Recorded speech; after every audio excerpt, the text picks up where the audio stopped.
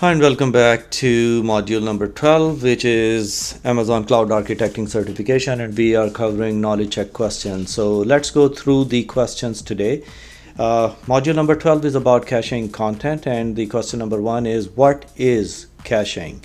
So the right answer for this one is a high-speed data storage layer. The reason for that is that caching is a high-speed data storage layer that temporarily holds copies of data so it can be retrieved much faster than the next time if needed. Think of it as keeping a shortcut to your most used data. Instead of always going back to the database, your app fetches it instantly from the cache. This dramatically improves the performance and user experience. Now let's explore the other options. Like, we are not selecting a way to store passwords. The reason for that is that it's not a caching thing, and caching isn't for sensitive information like passwords, etc. That would be a security risk. We didn't select the option as an in-memory database. The reason is that it's not the right answer, because while caches often live in memory, they aren't full databases. They are short-term storage layers designed for speed. And we didn't select the option where it says a global network for content distribution. That's describing the CDN like Amazon CloudFront, not caching itself. Question number 2 says that which type of data should you cache? So the right answer for that one is static data that is frequently accessed. You should cache static data that doesn't change often but is requested repeatedly, like product images, homepage content, or user preferences, etc. This reduces load on your backend and delivers lightning fast responses. Now, we are not going for dynamic web generated content. The reason is that changes frequently, so caching couldn't serve outdated information. And we are not selecting the second option, which is data that can be retrieved quickly with simple queries. The reason is that if it's already fast to query, caching adds a little benefit.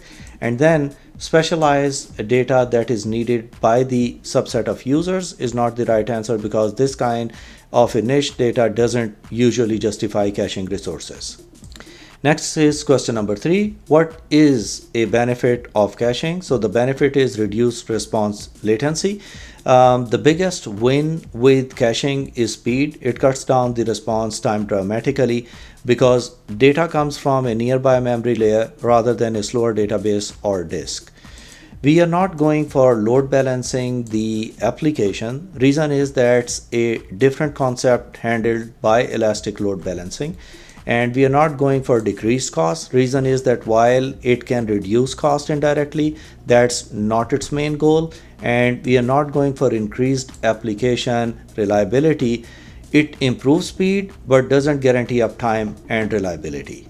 Question number 4 says, which type of content on a web page can be cached using an edge cache? So there were 2 answers for this one. One is video files such as product demo, and the other one is web objects such as hyperlinks. Edge cache stores static, unchanged content which is close to the users. Videos and web objects are perfect examples of it. They don't change frequently, so caching them globally at edge locations ensures a quick delivery to viewers no matter where they are. Now, if we'll see the other options, for example, shopping cart filled with user items is not the right answer, because that's dynamic and unique to each user. We cannot select user-generated data such as search terms entered by user. That changes with every request, and dynamically generated content such as username, etc. is also not the right answer, since it's also unique and shouldn't be cached. Question number 5 says that what does Amazon CloudFront enable? So it enables multi-tiered and regional caching of content. Amazon CloudFront uses a multi-tiered caching system with edge locations and regional edge caches. This means that the content is stored closer to the user around the world, making delivery faster and reducing the latency. We are not selecting bidirectional caching between users and an origin host. The reason is that caching doesn't work both ways like that. And we are not going for automatic creation of time to live, which we call as TTL value. TTL is configured not automatically, but it's created. And then transactional processing with an in-memory database is not the right answer, since that refers to database like Redis, not CloudFront. Question number 6 says, how does Amazon CloudFront use edge locations? So it caches frequently accessed content at edge locations. It delivers the cached content to the client through the edge location with the lowest latency to those clients. Now, CloudFront strategically stores cached data at edge locations worldwide. When users request content, CloudFront serves it from the nearest location, ensuring the lowest latency and faster response time. Now, if we'll go for the first option, it says that it caches regional data at regional edge location and delivers the content to client through their regional edge location. That's not right, because regional caches are part of system, but this answer misses the focus on user proximity. Now, for the second answer, we are not going that it caches all content from the original distribution at the edge location and delivers the content to clients through the fastest edge location.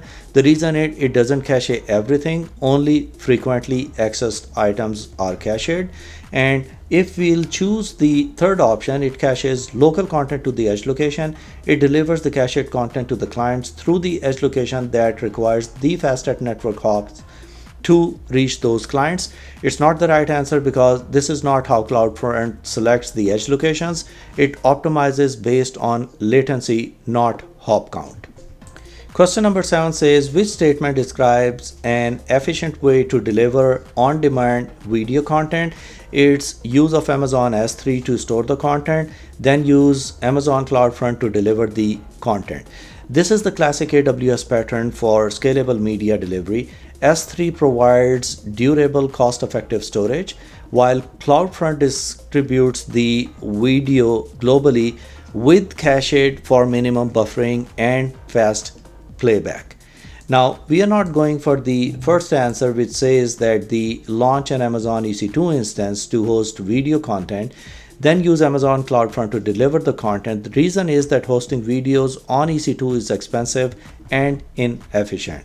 We are not going for the second option, which says use Amazon S3 to store and serve the content. The reason is without CloudFront, global users would face latency. And we are not going for the third option, which says that launch an Amazon EC2 instance to host and serve your video content. Again, EC2 isn't optimized for global delivery or caching. Question number 8 says, which role does Amazon CloudFront play in protecting against DDoS attacks? The answer is route traffic through the edge locations. Now, CloudFront acts as a shield by routing the traffic through its globally distributed edge locations. This disperses load absorbs malicious spikes and reduces the chance of overwhelming your original servers which are hosted at your availability zones, and all helps in mitigating the DDoS attacks. Now, let's go for the first wrong answer, which is over here, which says that perform deep packet inspection to detect the attacks. That's a job for AWS Shield or WAF, not CloudFront. And then we are not selecting the other option, which says that controls the traffic by source IP address or request. CloudFront doesn't filter the IPs itself. That's a function of firewalls. And then it restricts the traffic by geography to help block attacks that originate from specific countries. You can do that with CloudFront, but it's not its main DDoS defense. Now, question number 9 says that how can an application use Amazon Elastic Cache to improve database read performance? There are two right answers for this one. Says write data to Elastic Cache whenever the application writes to the database, and then read data from Elastic Cache first, and then write to Elastic Cache when a cache miss occurs. So the reason for that is that together these create write-through caching pattern, the cache always stays in sync with the database and serves read instantly without hitting the database every time. Now, if we'll read the first option, which says that replicate the database in Elastic Cache and then direct all reads to Elastic Cache and all writes to the database, is not the right answer because Elastic Cache isn't a database replacement. Now, if we'll go for the second option, which says that read data from the database itself and write the most frequent data to the Elastic Cache, that's also not the right answer because it's inefficient and cache should come before hitting the database. And then the third option, which is direct all requests to the database and configure it to read from the cache when a cache miss occurs, is not the right answer since that's reverse to what we are talking about. The cache should handle reads first.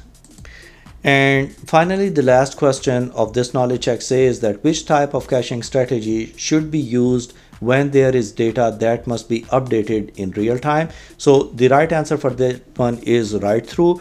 Reason is that write through caching means that every time data changes in the database, it's immediately written to the cache as well.